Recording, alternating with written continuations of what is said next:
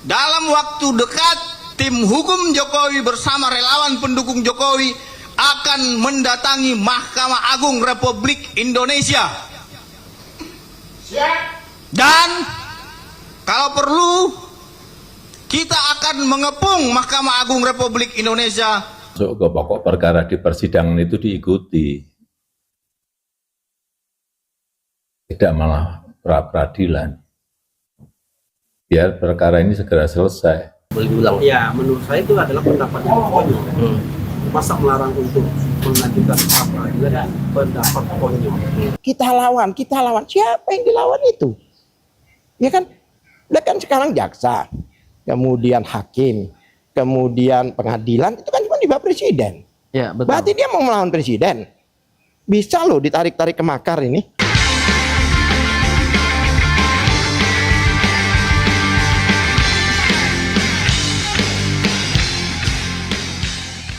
Menurut kami ya, itu ada namanya abuse of process ya, abuse of process. Proses yang tidak sesuai. Yang tidak sesuai dengan dan hukum acara pidana kita ya, Pak Al-Katiri. Dan ya? itu pun disebut due process of law-nya dilanggar. Nah, terus kemana lagi kita kalau diuji di pra-peradilan? Ya betul Pak, betul saya paham. Ya kan, itulah kami uji.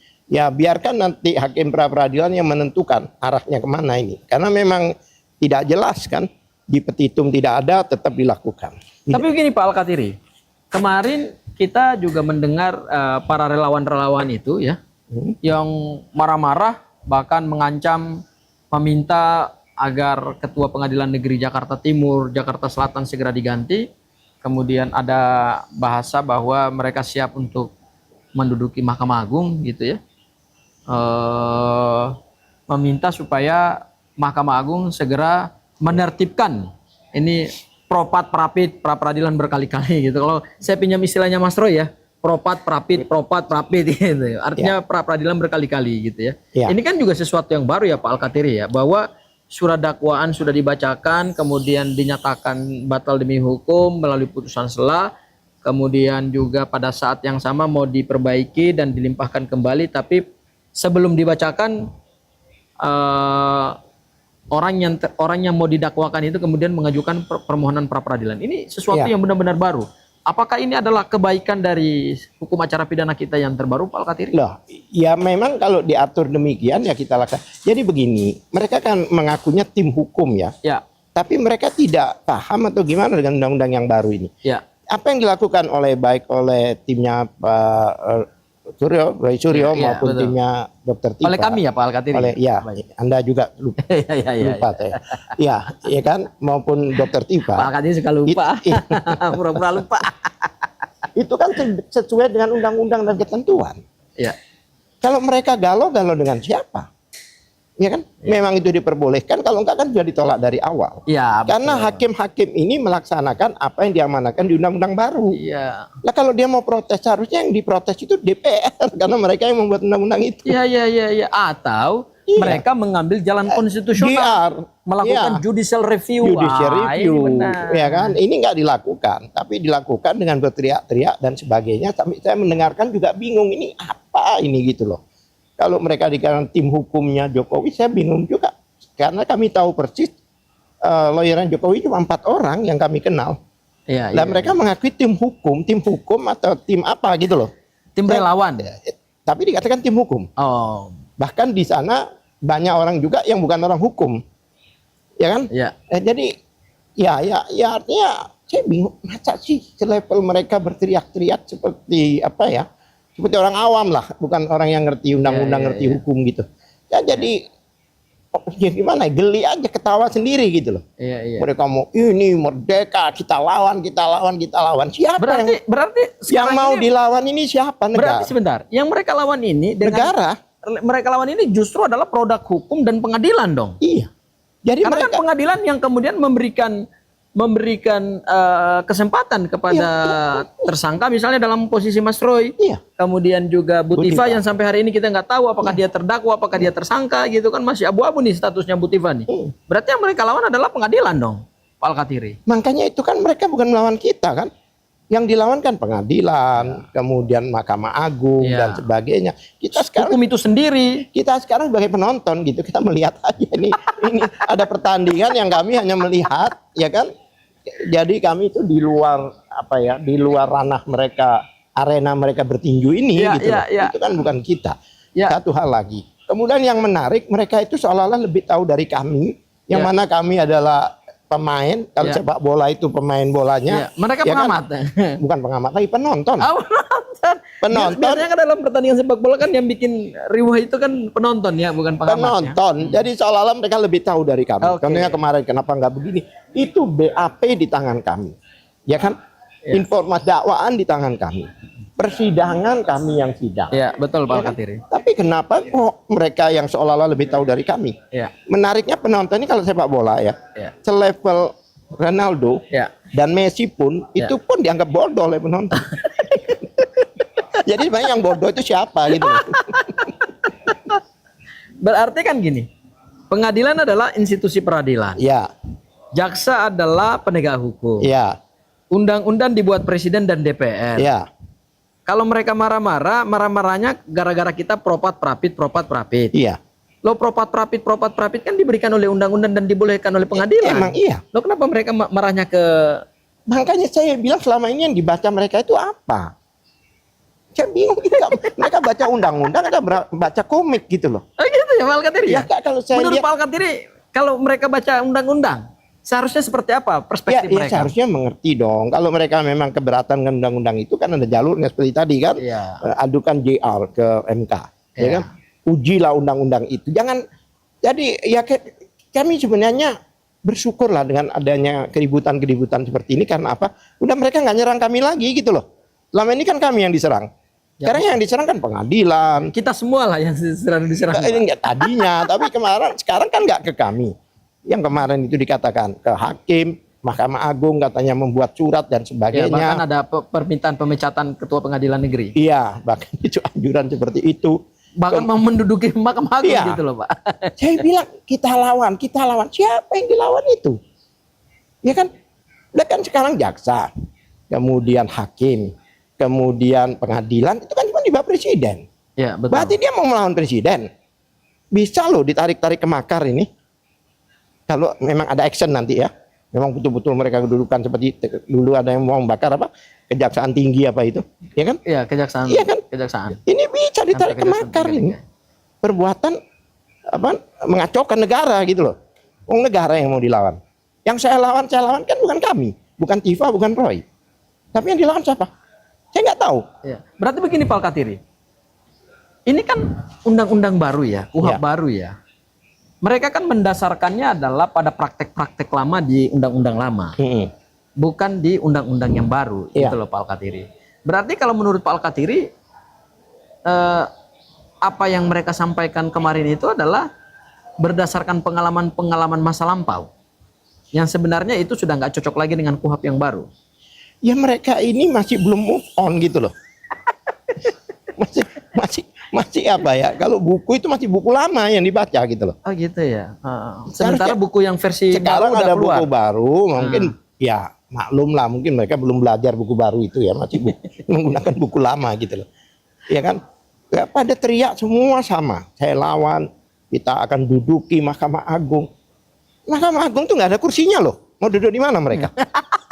Kita nggak boleh masuk, di luar nggak ada kursi. Iya.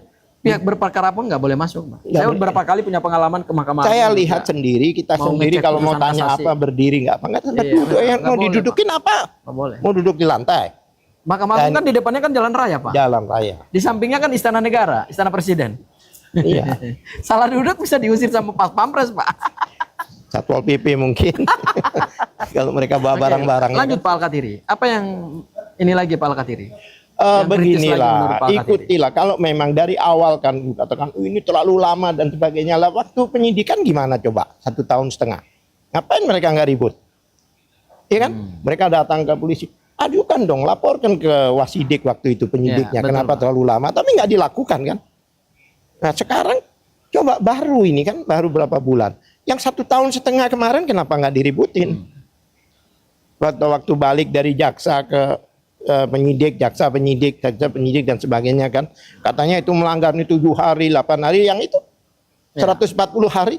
Mungkin mereka bacanya keliru kali. 14 hari dipikir 140 hari, kurang nol aja menurut mereka. Kalau perkara dilaporkan itu kan tanggal 30 April 2025. Enggak, katanya mereka ini perapit kalian ini melebihi 7 hari. Oh dan iya sebagainya. Itu gimana menurut Pak Gofur? Itu kan kewenangan pengadilan, Pak. Karena gini, pada saat pra peradilan kami yang pertama memang 8 hari, Pak. Ya. Karena ada setelah 1 hari setelah penyampaian kesimpulan, hakim kan harus merumuskan dulu putusan, Pak. Iya. Makanya dia minta lusanya. Iya. Jadi memang benar 8 hari, tapi itu bukan pelanggaran karena itu adalah kewenangan hakim sendiri meminta supaya setelah diserahkan kesimpulan itu besoknya bukan langsung putusan.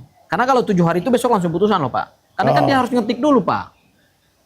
Kan dia harus ngetik, dia harus bikin pertimbangannya.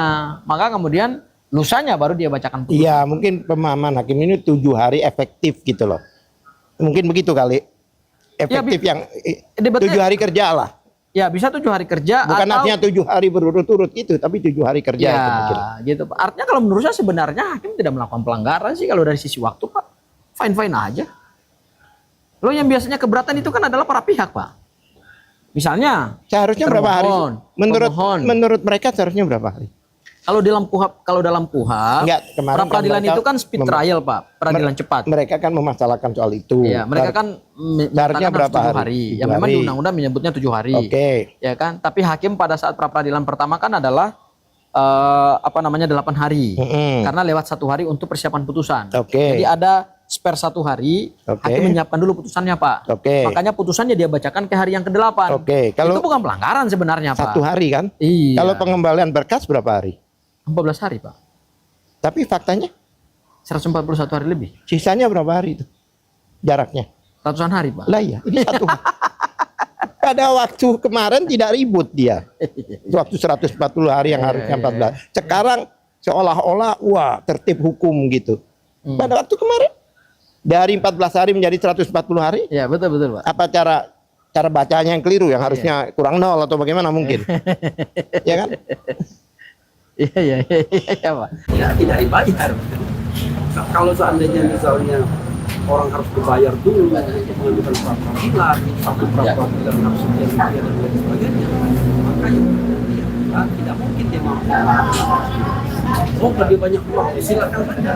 Karena ada pembatasan yang secara natural bisa diterapkan, yaitu tidak boleh namanya nevis in idem, yaitu mengajukan perkara yang sama. Kalau mengajukan perkara yang sama, pasti akan dibatalkan. Mungkin tidak akan diregistrasi. Jadi, sekali lagi, mereka yang ingin membatasi pra peradilan sama saja membatasi hak tersangka untuk memperjuangkan hak asasi manusia.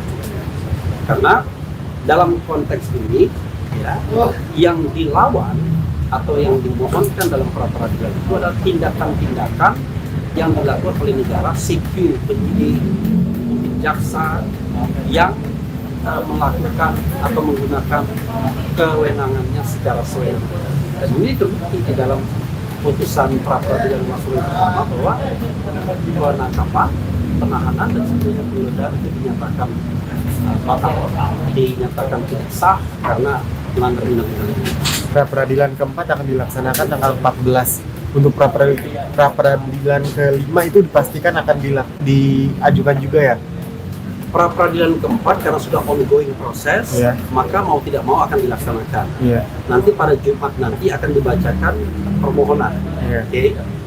Tetapi nanti pada pra peradilan ini sangat mungkin dilakukan. Kenapa sangat mungkin dilakukan?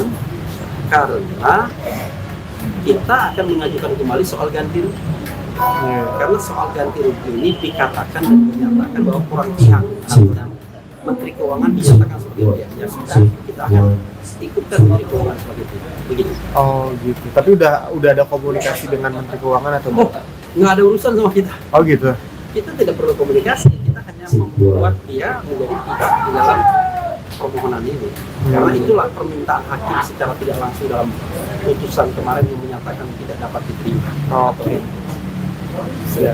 Oke. Bang Refli, itu masih soal SMA MA nih yang mereka bersikeras agar MA membatalkan Prapit nggak boleh itu seperti apa sih? Setuju nggak? Berkali-kali gitu. Ya, saya kan sudah jawab tadi kan. Boleh diulang? Ya, menurut saya itu adalah pendapat yang konyol. Masa melarang untuk mengajukan pra peradilan pendapat konyol? Karena pra peradilan itu adalah hak, ya. Dan hak itu diberikan undang-undang. Apa yang diberikan oleh undang-undang tidak boleh dibatasi oleh peraturan yang di bawah undang-undang. Tidak boleh. Karena itu ya harus ditentang yang seperti itu. Kalau MA membatasi, maka MA zalim karena dia tidak punya kewenangan untuk membatasi apa yang diberikan oleh undang-undang. Oh, itu untuk memperjelas tidak. Kalau tidak ada batasan, tidak boleh dibatasi. Nah, kalau mau ada pembatasan karena ada ketidakpastian hukum, silakan ke Mahkamah Konstitusi, ajukan permohonan judicial review ke Mahkamah Konstitusi biar ada kepastian hukum, gitu. Ya. Yang lucu ini kan yang mengajukan adalah Pradi Bersatu ya. Kalau kita teliti nggak ada kompetensinya ya. Gimana tuh? Legal standingnya. Bukan tidak ada kompetensinya. Dia Dalam kasus ijazah ya. Tidak ada legal standing. Apa standing Pradi Bersatu untuk mengajukan ini? Memang hal yang tidak masuk akal. Ya, oke, sip. Ya. Thank you.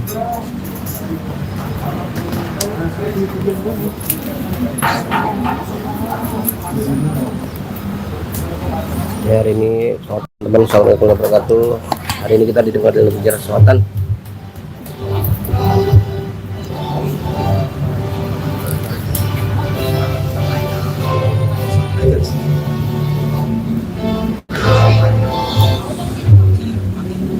Diterima, kemudian sempat terhenti. Kemudian besok lanjut lagi, tanggapannya seperti apa, Pak? Ya kalau yakin 100% palsu, mestinya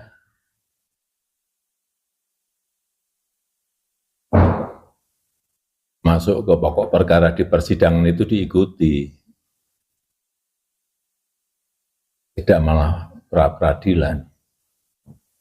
Biar perkara ini segera selesai, masalah ini bisa segera selesai.